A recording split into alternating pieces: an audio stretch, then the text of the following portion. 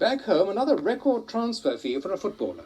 Steve Daley has become Britain's most expensive player by joining Manchester City from Wolves for nearly £1.5 million. But the 26-year-old midfield player may not hold the record for long.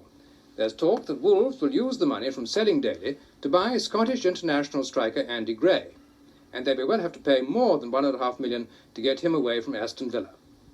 Signing Daley means that Manchester City have been involved in transfer deals worth almost £5 million since the end of last season. A report from David Davis. Steve Daley's signing means Manchester City and their managers, Tony Book and Malcolm Allison, have now spent almost £3 million on new players. A little over £2 million has been recouped by selling players. There's never been a football marketplace like it. And Steve Daley, after yet another Manchester City welcoming ceremony, has £63,000 of his fee in his own bank account, courtesy of his new employers. It'll make me a lot more secure than what I was, I'll tell you that.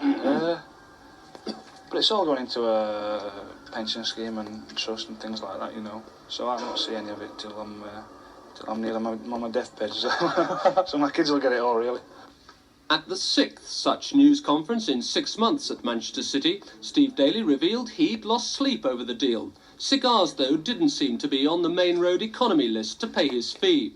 But hasn't the time come for football to call a halt to such huge deals? Well, you can only say that, David, if you're spending money that you can't afford to spend. But if you know your job and you know what it's all about, you won't do that. And we certainly won't do that.